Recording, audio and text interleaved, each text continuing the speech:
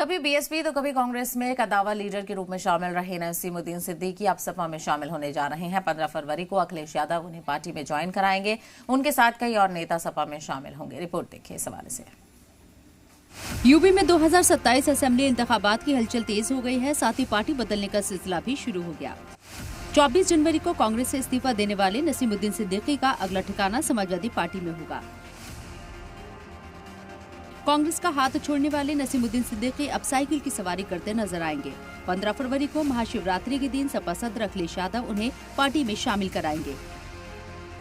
कांग्रेस से इस्तीफा देने के बाद नसीमुद्दीन सिद्दीकी ने पार्टी में असहज बताया था। खुद को दरकिनार किए जाने पर वो कांग्रेस से नाराज चल रहे थे। उनके इस्तीफा देने के बाद से अखिलेश यादव की कई बार बातचीत हुई और अब नसीमुद्दीन सपा का दामन थामने वाले हैं। नसीमुद्दीन सिद्दीकी के साथ अपना दल एसके साबिक रियासती सदर राजकुमार पाल भी सपा में शामिल होंगे। इनके अलावा कई बड़े लीडरान भी समाजवादी पार्टी का दामन थामेंगे।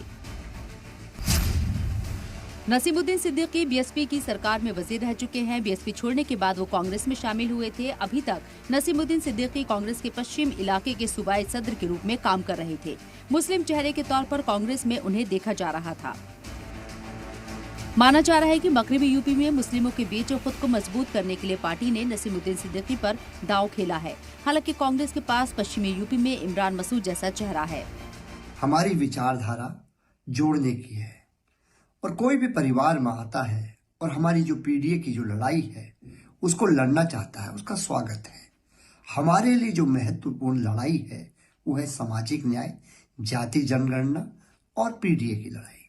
जो भी इस लड़ाई में हमारा साथ देना चाहते हैं उन सबका स्वागत है। कांग्रेस छोड़ने के दौरान नसीमुद्दीन ने कहा था कि वो फिरका परस्तों को हराएंगे। अब सवाल ये है कि यूपी में कांग्रेस और सपा इत्तेहाद के साथ ही हैं। ऐसे में एक पार्टी छोड़ दूसरी का दामन थामने वाले नसीमुद्दीन सिद्दीकी आखिर किसे हराएंगे। ब्यूरो रिपोर्ट, सलाम टीवी।